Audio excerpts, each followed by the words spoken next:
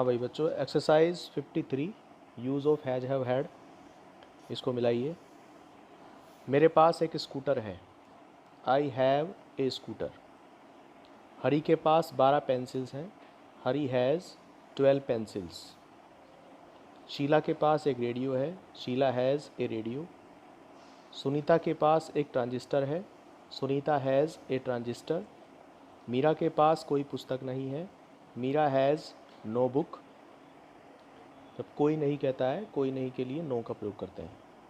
मुकेश के पास कोई पुस्तक नहीं है, Mukesh has no book. Ramesh के पास एक वॉशिंग मशीन थी, रमेश हैड, इस बार थी आया हुआ है तो हैड लगाएंगे, Ramesh had a washing machine. Vijay के पास कूलर नहीं था, विजय हैड नो कूलर कर सकते हैं, या विजय हैड नॉट ए कूलर। अगर हैड के साथ नोट लगाते हैं, हैज हैव के साथ अगर नोट लगाते हैं तो फिर ए हमें लगाना पड़ेगा, और अगर हम ए का प्रयोग नहीं करते हैं तो फिर नो लगा सकते हैं। विजय हैड नो कूलर या विजय हैड नॉट ए कूलर। मेरे पास अब 10 रुपये नहीं थे, तो आई हैव नॉट 10 रुपीज़, और अब के लिए नाउ लगा दीजिए। ठीक है, जितने भी ये सेंटेंस निगेटिव हैं इनको आप प्रेजेंट इंडेफिनिट और पास्ट इंडेफिनिट का प्रयोग करके हैव के साथ भी बना सकते हैं। जैसे ये वाक्य था, मेरे पास अब 10 रुपये नहीं थे, इसे आप I did not have 10 rupees now, ऐसे भी ले सकते हैं। कल मेरे पास 50 रुपये थे, I have 50 rupees yesterday, I had हो जाएगा। सीता के पास टेलीविज़न सेट नहीं था, Sita had no television set, no TV set. Mohan के पास दीवार घड़ी नहीं थी, मोहन हैड नो क्लॉक।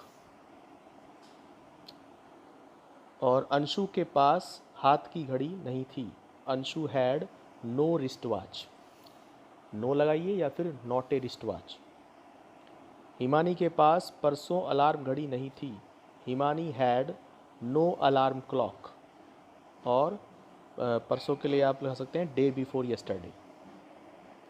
जो जाने वाला परसों है, मतलब जो बीत चुका है, उसके लिए डे बिफोर यस्टरडे, और जो आने वाला होता है उसके लिए डे आफ्टर टुमारो। क्या तुम्हारे पास कार नहीं थी, तो शुरू में क्या शब्द है, had you not a car, ऐसे भी ले सकते हैं, और या फिर did you have not a car. क्या हमीद के पास आरी नहीं थी, हैड हमीद नॉट ए सा हो जाएगा, आरी की सा होती है, ऐसे डब्लू। क्या जेम्स के पास बाइबिल नहीं थी, तो had James not a Bible. क्या तुम्हारे पास कोई बंदूक नहीं थी, ये हो जाएगा had you not a gun. क्या इस लड़के के पास जेब घड़ी थी, had this boy A pocket watch, कह लीजिए पॉकेट वॉच, जेब घड़ी। क्या इस लड़के के पास कल इस लड़के के पास कॉपी क्यों नहीं थी, तो why had this boy not a notebook, not a copy, not a notebook yesterday. Rekha के पास मेरा कैमरा क्यों था, why had Rekha my camera. कल अंशु के पास कैंची क्यों नहीं थी, तो why had Anshu not a scissor, और यस्टरडे हो जाएगा। भावना के पास सूती चादर कब थी, when had Bhavna a cotton sheet, एक सूती चादर, एक कॉटन शीट। इस सुनार के पास हथौड़ा कहाँ था, तो where had this goldsmith, और ए हैमर। ठीक है, जितने भी सेंटेंस हमने ये हैड के साथ बनाए हैं, इन सबको हम पास्ट इंडेफिनिट की तरह डिड का प्रयोग करके और फिर हैड का हैव बनाकर भी यूज कर सकते हैं। चलिए खैर, ये चैप्टर कंप्लीट हो गया है। अगला चैप्टर है इसमें आपका chapter number 17, habitual actions. Habitual मतलब आदत संबंधी वाक्य, जो आदत प्रकट करते हैं। ठीक है, आप बुक्स में एग्जाम्पल देख सकते हैं, पक्षी आकाश में उड़ा करते हैं, कुत्ते भौंका करते हैं, हरी दिन में सोया करता है। तो इस तरह के सेंटेंस होते हैं जो आदत प्रकट करते हैं। आदत प्रकट करने के वाक्य अगर वर्तमान काल में आते हैं तो आप उन्हें प्रेजेंट इंडेफिनिट का यूज़ करके ही बना सकते हैं। जैसे देखिए आपका पहला एग्जांपल है, पक्षी आकाश में उड़ा करते हैं, तो कैसे बनाया है इसने, birds fly in the sky. इस तरह से आप प्रेजेंट इंडेफिनिट टेंस के सेंटेंस बनाते हैं। कुत्ते भौंका करते हैं, डॉग्स बार्क। मतलब जो किसी की नेचुरल आदत है, जो उसने कहीं कोई सीखी नहीं है, उसके अंदर प्रकृति ने उसके अंदर दी है, उस आदत को आप, उस काम को आप प्रेजेंट इंडेफिनिट टेंस के तरीके से बना सकते हैं। और जो आदत आपने किसी प्रकार से एक एबनॉर्मल आदत है, सामान्य आदत नहीं है, जैसे झूठ बोलने की आदत, जैसे क्रिकेट खेलने की आदत, जो आदत किसी आम आदमी में नहीं पाई जाती, अगर वो उसकी प्रैक्टिस करता है, उसको वो सीखता है, या उसे कहीं से किसी माहौल की वजह से या किसी जो है और किसी कारण की वजह से उसके अंदर आ गई है वो आदत, तो इस प्रकार की आदत को, जैसे धूम्रपान करने की आदत, जिस प्रकार से पतंग उड़ाने की आदत, तो वो आदत ऐसी है जो हमारे अंदर नेचुरल नहीं थी, वो हमने माहौल की वजह से या फिर हमने किसी के पास रहकर अर्जित की है। तो ऐसी आदत को प्रकट करने के लिए हम एक नियम का इस्तेमाल करते हैं। जैसे ये आपका देखो सेंटेंस है तीसरा, हरी दिन में सोया करता है। अब देखिए दिन में सोना एक नेचुरल चीज़ नहीं है। सोने के लिए रात बनी हुई है, सभी लोग रात को सोते हैं, दिन में अपना काम करते हैं। लेकिन अगर कोई दिन में सोता है तो ये उसकी एक आदत कही जाएगी।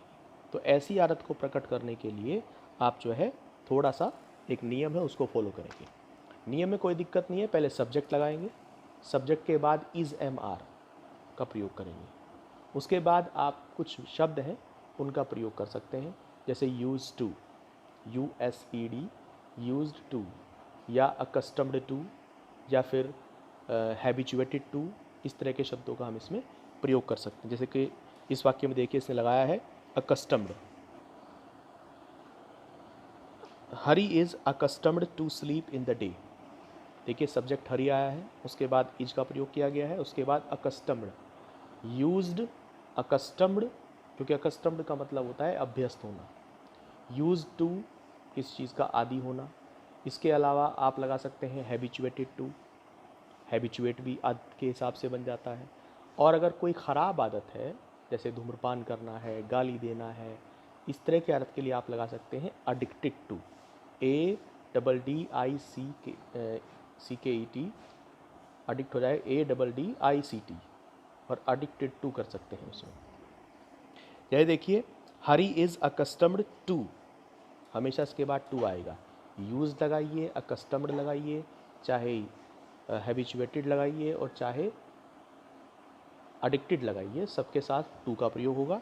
और उसके बाद आप जीरंड का प्रयोग कर सकते हैं। जीरंड मतलब किसी भी वर्ब में आईएनजी जोड़ सकते हैं। जिसने यहाँ गलत दिया हुआ है किताब में, इसको थोड़ा ठीक कर लेंगे। स्लीप नहीं आएगा, स्लीपिंग आएगा। तो he is accustomed to sleeping in the day, इस तरह से वाक्य बनता है। इस अकस्टम्ड के स्थान पर आप यूज्ड का प्रयोग भी कर सकते हैं, आप इसमें हैबिचुएटेड का प्रयोग भी कर सकते हैं। और अगर ये ख़राब आदत है, गंदी आदत है, तो आप अडिक्टेड टू का प्रयोग भी कर सकते हैं।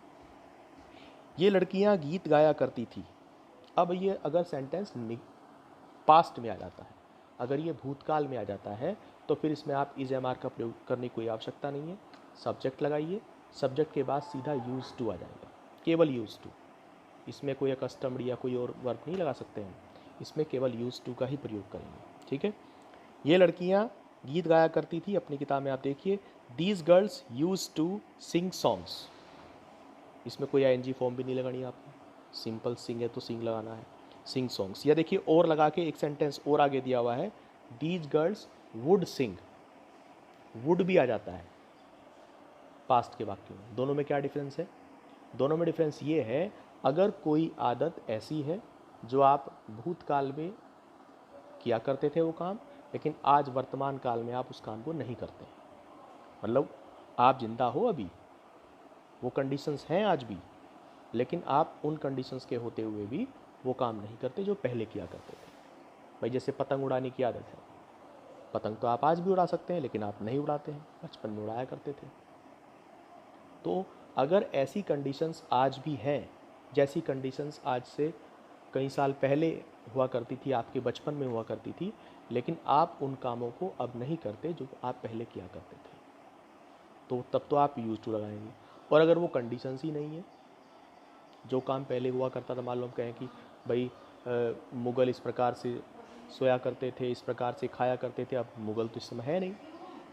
तो जो इस प्रकार के सेंटेंस होते हैं जिनमें कंडीशंस इस तरह की हैं जो आज नहीं है, वो लोग ही आज नहीं है, वो हालात ही आज नहीं है, तो इस तरह के सेंटेंसेस को आप वुड से बना सकते हैं।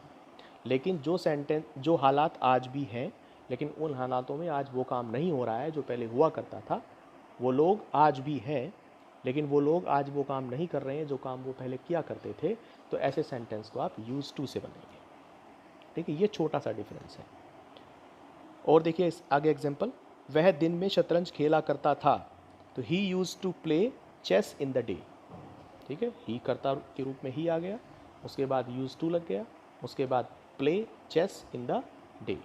अब ये यूज टू का प्रयोग आपको ये बताता है कि वो आदमी आज भी है, और चेस भी देखिए आज भी है, चेस भी कोई ख़त्म नहीं हुई, चेस भी आप कहीं से लेकर खेल सकते हैं, लेकिन फिर भी वो नहीं खेलता है। पहले खेला करता था, आज नहीं खेलता है। ठीक है, एक बूढ़ा व्यक्ति अपने खोए हुए बच्चे के लिए रोया करता था। एन ओल्ड मैन, ये सब्जेक्ट हो गया इसका। उसके बाद यूज टू आना ही है, भूतकाल का सेंटेंस है। वीप, रोया करता था। फॉर, किसके लिए? हिज लॉस्ट चाइल्ड, अपने खोए हुए बच्चे के लिए। तो बस यही इसमें चैप्टर में आप सीखते हैं कि अगर प्रेजेंट का वाक्य है तो प्रेजेंट में अगर कोई आदत नेचुरल है जो उसके अंदर जन्म से है, जैसे पक्षियों के अंदर उड़ने की आदत होती है, जैसे कुत्तों के अंदर भौंकने की आदत होती है, तो वो नेचुरल आदत है, तो उसे आप प्रेजेंट इंडेफिनिट के यूज से बनाइए, जैसे आप पहले वाक्य आपने बनाए हैं। लेकिन अगर कोई आदत ऐसी है जो सामान्य नहीं है, जैसे कोई दिन में सोया करता है, अब लोग तो रात को सोते हैं लेकिन दिन में सोया करता है, ये एक अजीब आदत है। कोई पतंग उड़ाया करता है, कोई क्रिकेट खेला करता है, ये सब आदतें ऐसी हैं जो जन्म से हमारे अंदर नहीं होती, इनको हम सीखते हैं, इनमें हम प्रैक्टिस के द्वारा इनको हम जो है अच्छी प्रकार से करते हैं। तो ऐसे जो है आदत को हम थोड़ा सा रूल इसका बदलते हैं। सब्जेक्ट लगाएंगे EJMR, उसके बाद आपका यूज टू, अकस्टम्ड टू और हैबिचुएटेड टू, या फिर ख़राब आदत है तो अडिक्टेड टू। ठीक है, इन सब की स्पेलिंग आपको स्क्रीन पे मैं लिख के दिखा दूंगा, तो आपको दिख रहा होगा, तो आप उसे देख सकते हैं। सारी स्पेलिंग, सारा रूल मैंने लिख दिया है, तो इस नियम के हिसाब से आप चलेंगे अगर वाक्य प्रेजेंट का है।